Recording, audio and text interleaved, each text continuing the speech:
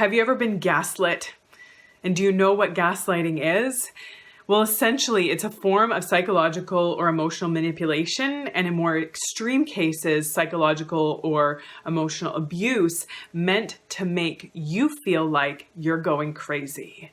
And I have a whole video explaining exactly what it is and the 9 key signs to know whether or not you are being or have been gaslit before. So I'll put a link to that video, and maybe even go and watch that one first before you watch this one, especially if you're not really sure what gaslighting is, or this is just a whole new concept for you. Watch that one first and then come on back here, because here we're going to talk about 6 specific tactics that gaslighters use to make you feel crazy. So the specific things that they do so that you can really get good at looking out for and identifying and knowing when someone is doing something to gaslight you.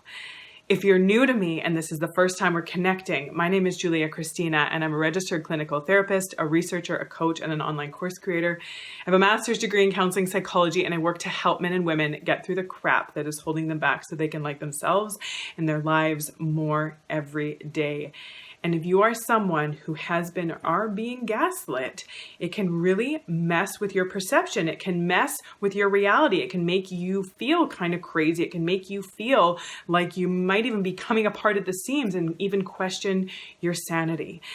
And so we need to talk about these tactics that they use, that gaslighters use to make you feel like you are the disturbed or messed up or paranoid or crazy one. So let's jump right into it. And the first thing that they will do is that they will discredit you and make you look bad or make you look crazy by making other people think that you are crazy or that there's something wrong with you. And they might do this in overt ways right in front of you, or they might do it a little bit more subtly or behind your back.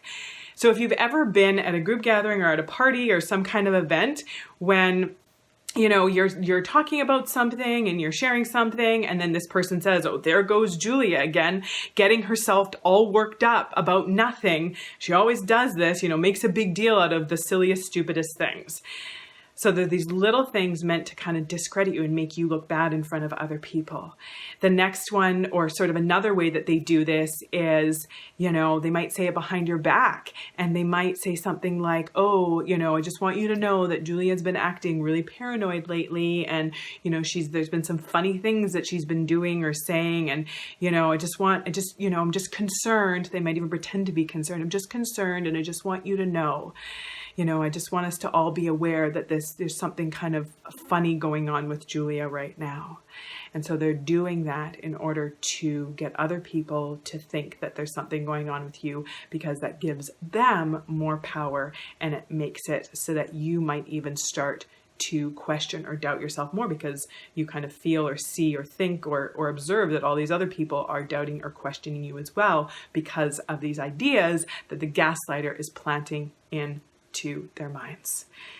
The next thing is that they might, when you're in a situation and when you're talking about something that happened and you're confronting them on something, they might come across as either confident about their version that's maybe even completely backwards or completely wrong or completely not what happened, or they can be almost like fakely compassionate towards you. So if you say, "I'm really upset about this and this really bothered me," they might say something like, "Well, that's not what happened. This is what happened." And they are just totally confident, and they recount the entire event, and it's completely opposite to what you were thinking or experiencing or feeling or what you observed or your reality, but they just come across as so confident that obviously they are right and you're wrong, that it makes you second guess or question yourself. Or they'll kind of be a little bit, there's that fake compassion or even a little bit belittling, and be, "Oh, you poor thing. Oh, Julia, you poor thing. You've been so stressed out lately. You've had so much on your plate that it's causing you to remember things wrong. It's causing you to kind of distort reality." So they'll start blaming you and telling you that you're the one who is making things up, that you're the one who is wrong. And they come across with so much confidence and resolve, and they're so assertive in the way that they talk about it, that it does really start to get in there. and over time make you really start to doubt or question your perception of reality. And the next tactic that a gaslighter will use is changing the subject or diverting the conversation to something else. So when you are talking about something, when you are addressing something, when you're confronting them with something, or when you're talking about something that happened, they will just sort of divert the whole conversation. So they might say something like, oh, I don't know what you're talking about. Like, what's been going on with you lately? Is everything okay? I've noticed that, something seems a little bit off about you. And so they've changed the subject altogether from the issue at hand to now making it about you, them being, concerned or curious or worried about something that might be going on with you. So they've completely derailed the whole thing and avoiding the whole thing. Or they may say something like, I don't know where you're getting these ideas. Are you talking to your crazy friend, Lisa? You got to stop talking to people like that. You know that she just puts ideas in your head, and you know that, she just makes you think things that are not true, and she gets you like all worked up about stuff. And so again, changing the subject, making it about your crazy friend Lisa, and, avoiding the whole issue altogether and sidestepping the entire thing. But that's a tactic that they use to just make you feel like you're the one in the wrong, that you're the one who's crazy, and to avoid any kind of responsibility for their part in it. The next one is that, and this is a really common one, that they'll minimize or downplay or even like write off your feelings or your thoughts or your perceptions about whatever it is that you're talking about or whatever it is that you've brought up. They might say something like, why are you always so sensitive? Why do you make such a big deal out of such small things? Or why do you get so upset about such silly things? So again, they're kind of making it about something else. They're avoiding the whole topic. They're avoiding taking responsibility. And they're again making it about you and turning it back on you, minimizing you. Or they might say something like, oh, I was just joking. Why do you always get so worked up? Why do you take things so seriously? And this can be a big one, especially when there's sarcasm.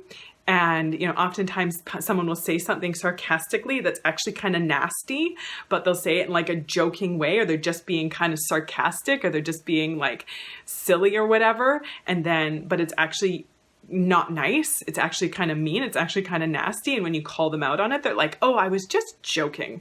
Why do you always take things so seriously?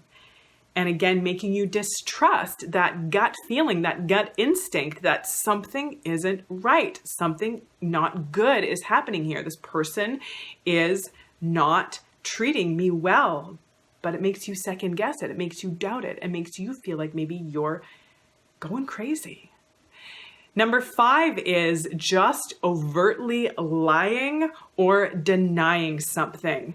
So if you confront them on an issue, if you call something out, if you address something with them, the gaslighter is going to overtly deny it. They're going to say, I don't remember that. What are you talking about? You must have dreamt that. That never happened. Or they might even say, you're lying. I never said that. I never said that. What's going on with you? Like, again, turning it back on you, overtly lying. And they say it with such resolve and such confidence that you start to second guess yourself. You start to say, well, did that really happen? Did I dream it?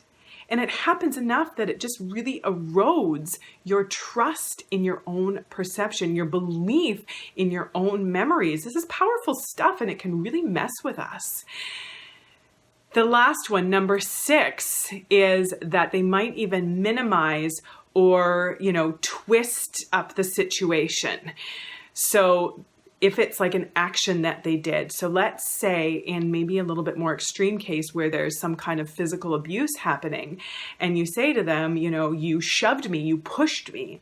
And then they might say, well, that never happened. I didn't push you. You were acting up and you were acting all crazy. And I just like, when I was trying to get away from you, I was trying to get away from the situation. I may have like bumped your shoulder, or I may have brushed up against you when I was trying to like get away so that you could calm down because you were going crazy. I didn't push you or shove you. What are you talking about?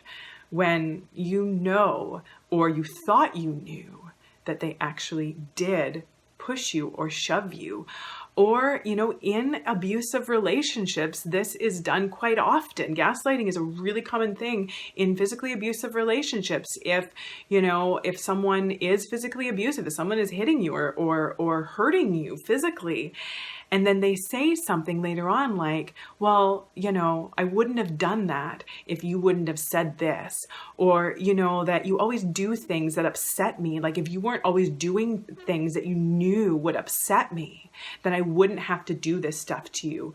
Then this wouldn't happen. I wouldn't get angry like this. I wouldn't get worked up like this.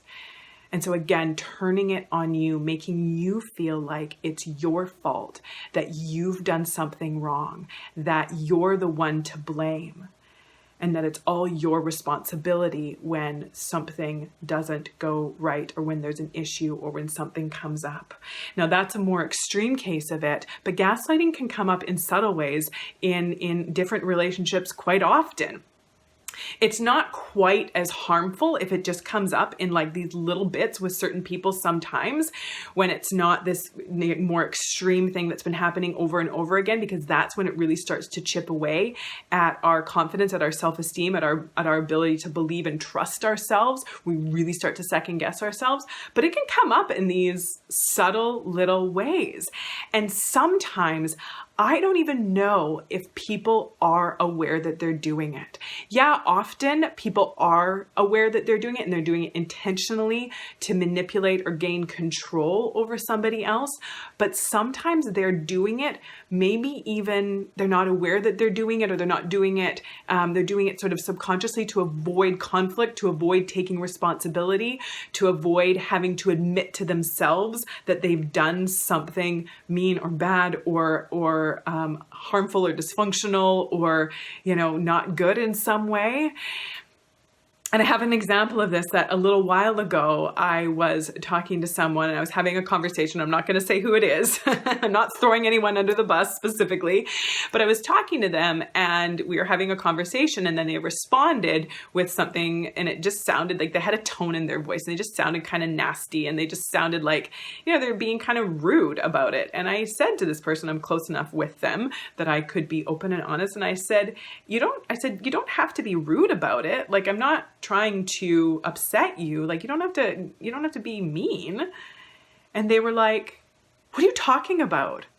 What are you talking about? Why do you always accuse me of things that I'm not doing? Why do you think that I'm, this mean, nasty person, and that is, like saying things in these mean, nasty ways? Like, I didn't do that. I didn't say that. I didn't say it like that, and just flat out denied it. And I honestly don't know if that person was trying to full on avoid taking responsibility for what they did, that they didn't like getting called out, that they didn't like getting confronted, and they were trying to just really avoid the whole thing, or if they're really just not self-aware, if they actually didn't know that they had a tone in their voice, that they were being kind of nasty and kind of rude in how they were saying what they were saying. More often than not, people are aware and they're avoiding responsibility, and they are, or in more extreme cases, again, they're trying to be manipulative or gain power over you. But it is a bit of a tricky thing. And the more we can see these specific tactics that they're using, the better we can get at identifying it. And then the more clarity we can see more clearly that this is being done to us, that it's not because we are crazy. It's not because we're losing our minds. It's not because we're paranoid. It's not because we are, falling off our rocker or whatever it is, that we are being gaslit, that we can know what's happening. And when we know what's happening, when we know that it is happening, then we can do something about it. And in my next video, I'm going to talk about things that we can do to deal with being gaslit in more mild forms and in more extreme forms. So make sure, I'm going to be putting the link to that below, that you can check that out, you can watch that, and so that you can know what to do, how to handle it, because it's not okay to be treated this way, and it's not okay for someone to make you doubt or question or second guess yourself in these really intense, extreme ways. We're going to be talking about boundaries, because having healthy boundaries are a big part of dealing with gaslighting. And to get you started on learning how to have healthier boundaries, I've got a download for you. It's called 25 Ways to Say No. You can grab that. I'll put the link below. That's just to get the wheels turning, to start having some ideas and some specific examples on how you can start to say no, because learning how to say no is part of having healthy boundaries. Like the video, share it out, subscribe to the channel so we can stay connected, and come on over and join my Facebook group, goodformegroup.com. It's an incredible group full of some of the most supportive, kind, compassionate, caring, and fun men and women. It's an incredible community. Come on over there, goodformegroup.com. And until next time, take good care.